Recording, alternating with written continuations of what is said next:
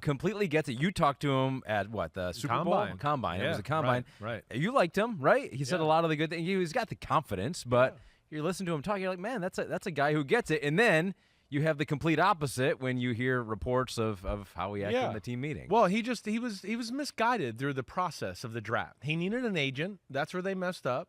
You know, he and his family and his dad, I think, just overestimated how much of a slam dunk top 5 pick they thought he was going to be, obviously, right? And how they should go a part of the process. And just as you've heard, he kind of took it more like, oh, you're supposed to be recruiting me, instead of like, no, you're got to impress them. And then they go, oh, wow, he's impressive. We want to take him. Yeah. This isn't college where we're like, we're dying to have you because you're a 4-star or a 5-star. No, they're making an investment here. Things are different here. So, yeah, they want to recruit you to a degree, but no, it's really your job to sell them on you. And that's where he failed a little bit in the process. But the things he says and the way he's acted other than that are phenomenal. Yeah. The way he handled the draft in itself was phenomenal, right? You know, I do give him credit for that. And within that, I don't know, does it bother you, right? So I had this talk a little with Florio this morning because Florio's like wants him to be a little more angry or a chip on his shoulder.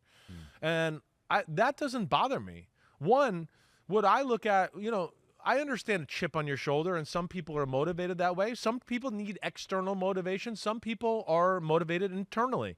He's an internal guy. I can tell that. Always been able to tell that, really. I don't think he gives a damn. He's so used to his name. My dad's Deion Sanders, so he's unfazed by that. He looks at it and goes, no, I want to be great. I want to be Tom Brady. He's been saying that for a few years now, right? So I think he looks at that. And there is beauty in that, or real smarts in that. I'm going to get up and be the best version of myself today and be the best I can be. And as long as I do that, right, things will set themselves up. Instead of sometimes, right, when you do have that chip on your shoulder, you get up angry. I'm going to show them today, right? Yeah. I'm going to do that. Then you get on the meetings and you're still like, I'm going to show them. And maybe you're not as charismatic as the way you're being. Then you get on the football field. Oh, he's open. I'm going to fit it in there. I'm going to show the, intercepted. Oh, you showed them all right with that chip on your shoulder, right? So that is being part of the quarterback, like he said. You got to stay even keel. And I don't think he's going to let that affect him. He's going to approach every day going, no, I want to be great. So I'm going to try to be great out here today and go from there. And I like the way he talks and handles himself. And hopefully he's doing all the right things in the meeting rooms and all that, you know, to further that along as well. Yeah, I'm with you. I think you can go about it multiple ways. I think it all comes down to what motivates you to put in the extra work and to grind even when it gets really, really, really hard. That's you know, it's like you can say, it's like I can be like, I want to get to 15% body fat or whatever. And I can be like, and I internally motivated to do that. And I work out and I'm doing it every day.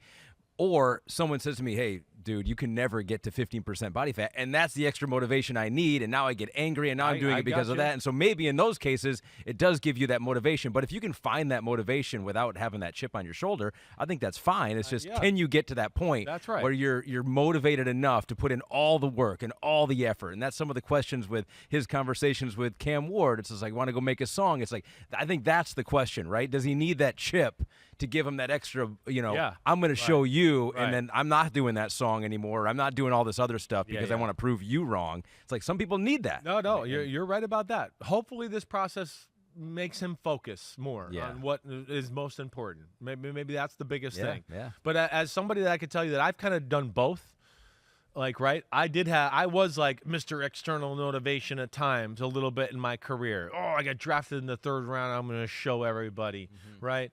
I'm going to put this guy's picture on the mirror in my bathroom because I'm going to wake up thinking I'm going to outwork him and beat his ass today, right? And do all that stuff. But as I got more mature and older, I started to go, no, it's about me.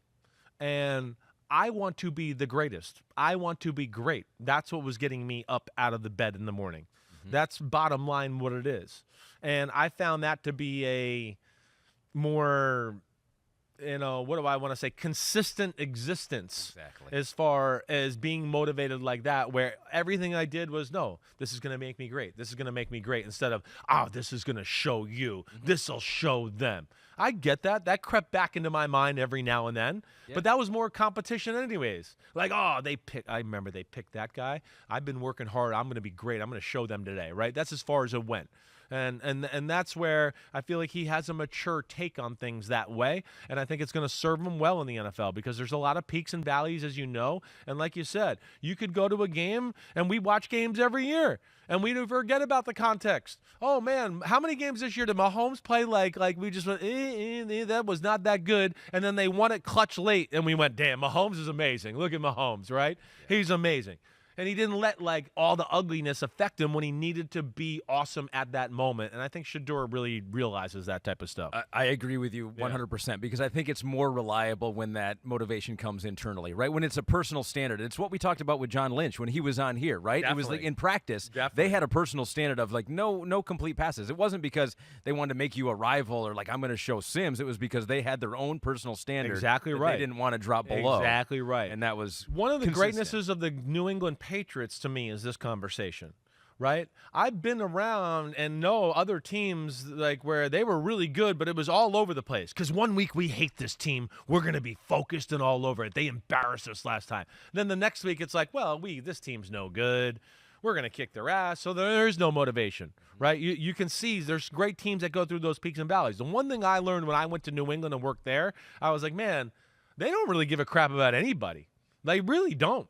They don't ever talk about another team, a rival, a coach they hate. Every day, the rival is, you better be your best in here today. We expect this. Brady on the offense expects this. Bill, with his coaches in the defense, expect this. And if you don't, you're going to be miserable because they're going to put the chip on their shoulder just going, you're not living up to our standard or doing what we want you to do, right? We're not worried about, oh, you didn't get picked by this guy or this team didn't sign you in free agency.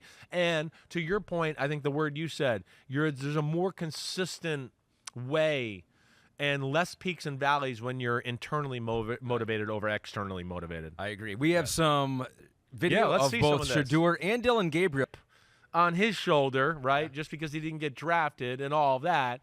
And, yeah, there's that, and he doesn't handle it like a chip, but you know what I'm saying. Yep. And now Dillon Gabriel's got to deal with, wait, I was the guy that was drafted before Shadur, and they're going to talk about Shadur a whole lot more than me. And more than likely, the guys in the locker room are going to gravitate towards Shadur more than me.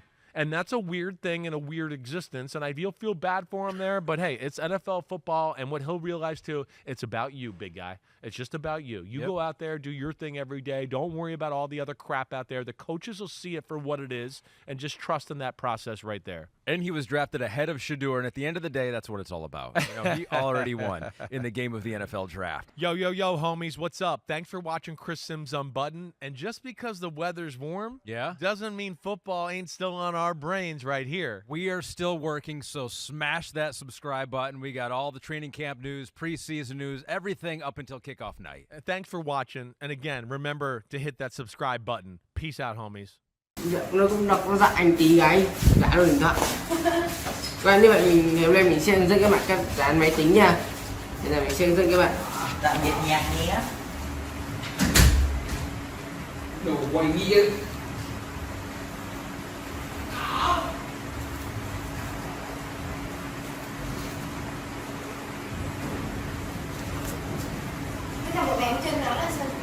Chơi gì vẫn chơi nhưng mà ít. Đi làm nhưng cứ nó đi làm đâu. Nó làm đâu ai chị nắm nó làm cái kia đấy.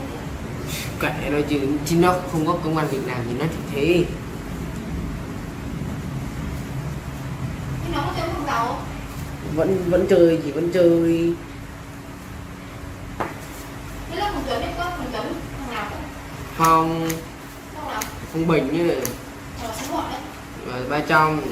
Nó có ba trong mà. Mày cho nó mượn không về cái mượn điện thoại đúng không?